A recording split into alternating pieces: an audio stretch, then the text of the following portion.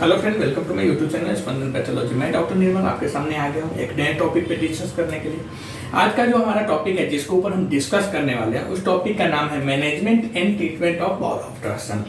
जब पेशेंट को bowel obstruction हो जाता है, मतलब उसके आंतों में कुछ रुक जाती है, रुकावट पैदा हो जाती है, तो उसको हम कैसे ठीक करेंगे।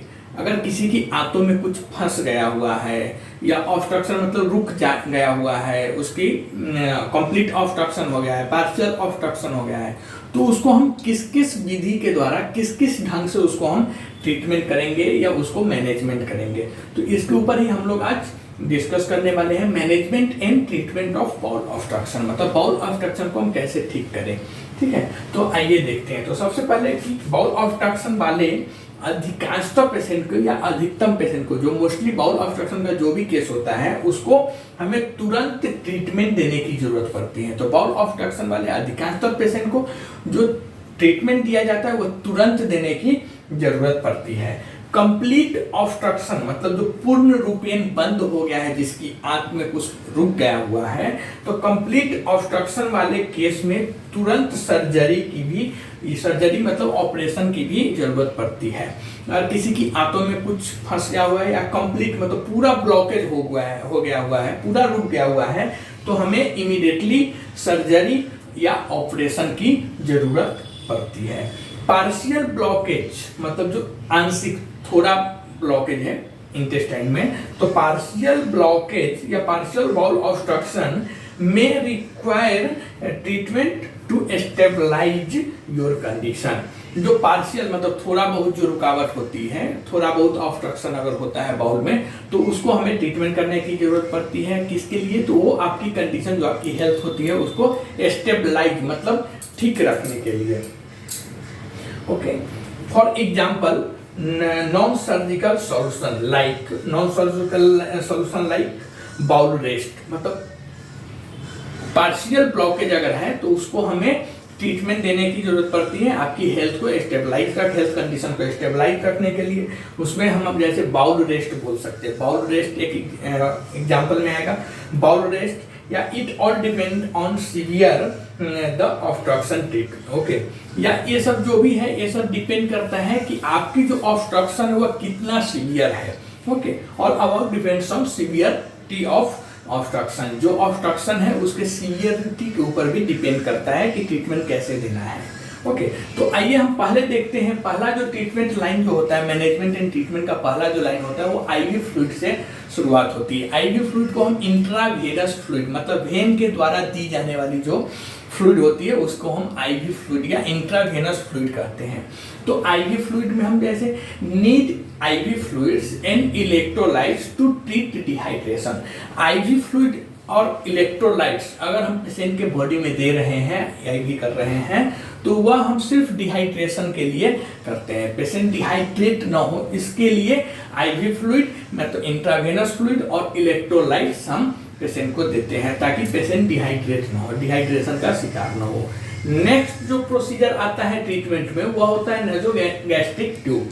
नेजोगैस्ट्रिक ट्यूब क्या होता है? तो nasogastric tube to suction out fluid and air backed up from the blockage. Nasogastric tube is a long thin tube that goes in the nose but reaches down into stomach or intestine. मतलब क्या है कि nasogastric tube जो होता है वह क्या करता है, तो ऑब्स्ट्रक्शन की वजह से मतलब अगर कोई चीज रुक आ गया है जिसकी वजह से रुकावट पैदा हो गई है, तो वो आ गया हुआ जो रुकावट पैदा हुई है उसके पीछे तो बहुत सारे फ्लूइड जमा हो जाएंगे या वेस्ट जमा हो जाएंगे बोल सकते हैं। तो ऑब्स्ट्रक्शन के वजह से जमा हुए लिक्विड मटेरियल जो तरल पदार्थ होते हैं और हवा को बाहर निकालने के लिए नेजोगैस्ट्रिक ट्यूब का हम इस्तेमाल करते हैं या इसकी जरूरत पड़ती है। नेजोगैस्ट्रिक ट्यूब का क्या है? तो nasogastric tube to suction out fluid and air backed up from the blockage. मतलब क्या है? ब्लॉकेज या ऑब्स्ट्रक्शन के वजह से जमा हुए लिक्विड मटेरियल को या हवा को बाहर निकालने के लिए हमें नेजोगैस्ट्रिक ट्यूब की जरूरत पड़ती है। अब इसमें क्या है कि nasogastric tube is a long thin tube. जो नेजोगैस्ट्रिक ट्यूब होता है वो क्या होता है? बहुत लंबा और मतलब लंबा और पतला एक नली होता है, पतला एक थिन ट्यूब होता है। Okay, that goes in your nose, मतलब यह जो होता है यह क्या होता है, यह डालते तो हम नाक में, यह जो नेजोगैस्ट्रिक ट्यूब होता है यह डालते तो हम नाक में है, but reaches in the intestine और स्टोमक, हम नाक के द्वारा इसको नाक में डालते हैं, लेकिन उसको लेके कहाँ जाते हैं, वो पहुंचता कहाँ है, तो हमारे पेट में। आप देखेंगे किसी किसी पेशेंट को नाक में ऐसा ट्यूब लगाया रहता है, उसी के द्वारा हम उसको खाने पीने के लिए देते हैं, तो वह नेजोगैस्ट्रिक ट्यूब होता है, वह नाक के द्वारा डाला गया रहता है, बट उसका जो रहता है मेन जो पहुंचना रहता है वह रहता है स्टोमक और इंटेस्टाइन के पास। ओके, तो नेजोगैस्ट्रिक ट्यूब क्या है, तो nasogastric tube is a long thin tube that goes in the nose but reaches down into stomach और इंटेस्टाइन। अब हम बात करेंगे मेडिसिन का, इसमें मेडिसिन कौन सा देंगे, तो मेडिसिन जो पेशेंट का चलता है वह होता है anti emetic drugs to prevent nausea and vomiting, मतलब पेशेंट को अगर वोमिटिंग हो रहा है, उल्टी हो रहा है या उल्टी होने की तरफ मन हो रहा है, तो उसमें हम एंटी इमेटिक ड्रग्स देते हैं, जैसे एमसेट, ऑनडेम, यह सब हम देते हैं।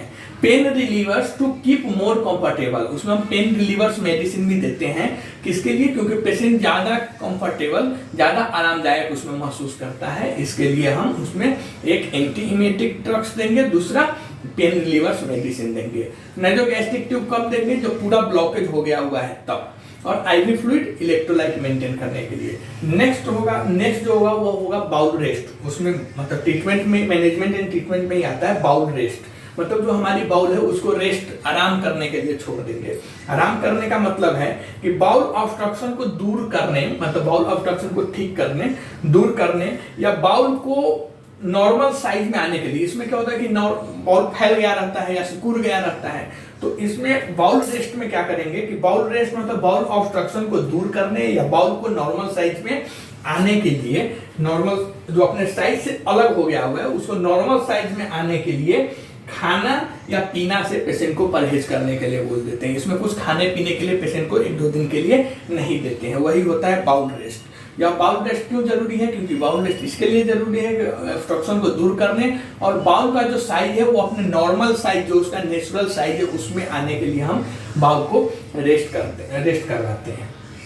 तो उसमें रेस्ट करवाने का मतलब क्या है, पेशेंट को खाने पीने से परहेज करने के लिए 1-2 दिन तक खाना बंद कर देते हैं। ओके, या लिक्विड, या पेशेंट को लिक्विड डाइट हम देते हैं। लिक्विड डाइट देने का मतलब क्या है, लिक्विड डाइट देना मतलब उसे वही नेसोगैस्ट्रिक ट्यूब के थ्रू हम उसे लिक्विड डाइट पेट के अंदर डाल देते हैं। और लिक्विड डाइट में क्या होता है, तो लिक्विड डाइट में ऐसे लिक्विड डाइट जो जिसमें न्यूट्रिएंट्स, जो हम खाना खाते हैं और हमारे खाना खाने से, हमारे भोजन से जो न्यूट्रिएंट्स मिलते हैं, ऐसा कुछ लिक्विड डाइट हम पेशेंट को देते हैं। और नेक्स्ट जो सबसे लास्ट प्रोसीजर होता है ट्रीटमेंट लाइन का, वह होता है सर्जरी। ओके, बाउल ऑब्स्ट्रक्शन का सबसे लास्ट पार्ट जो होता है वह होता है सर्जरी। पहले तो IV fluid, next nasogastric tube, third medication, fourth में बाउल रेस्ट, एंड फिफ्थ और लास्ट जो होता है ट्रीटमेंट करना बाउल ऑब्स्ट्रक्शन का, वो होता है सर्जरी। सर्जरी मतलब operation. Need surgery if intestine is completely blocked, अगर आपकी इंटेस्टाइन आंत पूरी तरह से चौकअप हो चुकी है, पूरी बंद हो गई है, पूरी ब्लॉकेज हो गया हुआ है, तो ऐसे कंडीशन में ये ऊपर का कुछ भी प्रोसीजर काम नहीं करेगा, सीधा हमें सर्जरी या ऑपरेशन करना पड़ता है। Okay, the need surgery if intestine is completely blocked. Doctors may remove adhesions or tumor that are causing a blockage. Doctors क्या करते हैं वैसे कंडीशन में जो एडिशंस रहते हैं या ट्यूमर्स रहते हैं जिसकी वजह से ब्लॉकेज हो रही है, उसको क्या करते हैं, निकाल देते हैं। That are causing a blockage, क्योंकि एडिशंस और ट्यूमर्स के वजह से ही वह ब्लॉकेज हो रहा था, तो डॉक्टर्स वैसे कंडीशन में उसको रिमूव कर देते हैं, मतलब सर्जरी करके उसको निकाल लेते हैं। Sometimes doctor can place a stent to keep intestine open and resolve the obstruction without additional surgery. मतलब क्या है, कभी कभी डॉक्टर, मतलब समटाइम्स कभी कभी डॉक्टर इंटेस्टाइन को खुला रखने और बिना किसी एक्स्ट्रा सर्जरी, मतलब एडिशनल सर्जरी के बिना रुकावट को, मतलब जो ऑब्स्ट्रक्शन है उसको दूर करने के लिए एक स्टेंट मतलब क्या होता है, एक जालीदार टाइप का पाइप रहता है, जालीदार ट्यूब रहता है, जाली बना रहता है उसमें, वह जालीदार ट्यूब रहता है जिसे हम स्टेंट बोलते हैं। वह जालीदार ट्यूब लगा देता है या लगा सकता है। Stent is a temporary solution. Stent जो होता है वो हमारा परमानेंट सॉल्यूशन नहीं है। स्टेंट लगा के हम पेशेंट को ज्यादा दिन नहीं रख सकते हैं, वह जो होता है वह टेम्पोररी सॉल्यूशन होता है। तो stent is a temporary solution until you are healthy enough for surgery to repair the obstruction. और स्टेंट कब लगाते हैं? स्टेंट हम लगाते हैं कि अगर पेशेंट का कंडीशन ठीक नहीं है या पेशेंट की जो हेल्थ कंडीशन है वह प्रॉपर नहीं है सर्जरी के लिए, या पेशेंट को कुछ प्रॉब्लम है सर्जरी के लिए, फिलहाल वह रेडी नहीं है, तो ऐसे कंडीशन में अगर कंप्लीटली ब्लॉक्ड है तो वहां पे डॉक्टर्स क्या करते हैं कि स्टेंट लगा देते हैं। स्टेंट जो होता है वो टेम्पोररी सॉल्यूशन, परमानेंट सॉल्यूशन नहीं होता है। तो stent is a temporary solution until you are healthy enough for surgery to repair the obstruction. जब तक पेशेंट ठीक नहीं होता है, अपनी प्रॉपर गुड हेल्थ कंडीशन में नहीं आ जाता है, तब तक स्टंट लगाते हैं। एक बार पेशेंट अगर ठीक कंडीशन में आ गया, वो हेल्दी कंडीशन में आ गया, तो फिर स्टंट निकाल के हम ऑपरेशन के लिए पेशेंट को अंदर ले लेते हैं। तो यह सब प्रोसीजर होता है बाउल ऑब्स्ट्रक्शन वाले केस को मैनेज करने के लिए। तो मैनेज एंड ट्रीटमेंट में क्या होता है? तो सबसे पहले तो बाउल ऑब्स्ट्रक्शन वाले जो केस आते हैं उसमें हमें पेशेंट को तुरंत क्विकली ट्रीटमेंट देने की जरूरत पड़ती है। कंप्लीट अगर ऑब्स्ट्रक्शन है तो हमें ऑपरेशन करना पड़ता है, दूसरा तो कुछ करना नहीं पड़ता है। पार्शियल ऑब्स्ट्रक्शन है तो हमें बहुत सारे रूल्स फॉलो करने पड़ते हैं। पार्शियल ऑब्स्ट्रक्शन में जैसे आईवी फ्लूइड हम देंगे, तो एनएस वगैरह जो देंगे या इलेक्ट्रोलाइट देंगे वो पेशेंट को डिहाइड्रेट से बचाने के लिए देना रहता है। नेक्स्ट होता है नेसोगैस्ट्रिक ट्यूब। नेसोगैस्ट्रिक ट्यूब का मतलब काम क्या है कि अंदर का जो जमा हुआ पदार्थ है वो उसके थ्रू, और हवा हुआ उसके थ्रू बाहर निकलेंगे। और नेसोगैस्ट्रिक ट्यूब क्या होता है? एक लंबा ट्यूब होता है, वह जाता तो नाक में है लेकिन वह नाक के द्वारा उसे हम पेट में डालते हैं, जो पेट और इंटेस्टाइन के पास जाता है। नेक्स्ट मेडिसिन यूज करते हैं। मेडिसिन में जो यूज करते हैं वह मेडिसिन होता है anti emetic drugs. Anti emetic drugs क्या करता है? तो एंटी इमेटिक ड्रग्स की वजह से हमें उल्टी या उल्टी होने की तरह जो होता रहता है वह नहीं होता है। और एंटी इमेटिक ड्रग्स में जैसे ऑनडेम, एमसेट, यह सब ड्रग्स आते हैं। और पेन रिलीवर्स हम पेशेंट को इसके लिए देते हैं इस कंडीशन में क्योंकि पेन रिलीवर्स की वजह से पेशेंट ज़्यादा आरामदायक महसूस करता है। नेक्स्ट होता है बाउल रेस्ट। बाउल रेस्ट में हम पेशेंट को खाने पीने से परहेज करवाते हैं, जिसमें हम पेशेंट को 1-2 दिन खाना नहीं देते हैं। अगर देते भी हैं तो लिक्विड डाइट देते हैं और वैसा डाइट देते हैं जिसमें हमें खाने की जो कमी है वो पूरा कर सके, तो उसमें हम बाउल रेस्ट करवाते हैं। और नेक्स्ट होता है सर्जरी। सर्जरी अगर कंप्लीटली ब्रेक डाउन है, कंप्लीटली ब्लॉकेज इंटेस्टाइन है, तो हमें तुरंत सर्जरी की जरूरत पड़ती है। या सर्जरी में हम क्या देखते हैं? सर्जरी अगर हम करते हैं, पेशेंट का ऑपरेशन करते हैं, तो उसमें हम देखते हैं कि जो ऑब्स्ट्रक्शन अगर किसी ट्यूमर्स या एडिशंस की वजह से हो रहा है तो उसे हम निकाल के हटा देते हैं पेट के इंटेस्टाइन से। और नेक्स्ट वो स्टेंट यूज करते हैं। स्टेंट क्या होता है? तो स्टेंट एक जालीदार ट्यूब होता है, वो इसलिए यूज करते हैं स्टेंट यूज करने पेशेंट अगर उसका हेल्थ कंडीशन अच्छा नहीं है, ऑपरेशन के लिए पेशेंट का हेल्थ ठीक नहीं है, प्रॉपर नहीं है, या पेशेंट के किसी और कारण के वजह से भी ऑपरेशन अभी हम फिलहाल नहीं कर सकते हैं, तो वैसे कंडीशन में टेम्पोररी बेस के लिए हम एक स्टेंट का यूज करते हैं। तो यह सब प्रोसीजर होता है management and treatment of bowel obstruction के। ठीक है, आप कमेंट के थ्रू बता सकते हैं कि यह वीडियो आपको कैसा लगा। अगर यह वीडियो आपको अच्छा लगता है तो इस चैनल को सब्सक्राइब कीजिए, लाइक कीजिए। तब तक के लिए थैंक यू, मिलते हैं नए वीडियो में।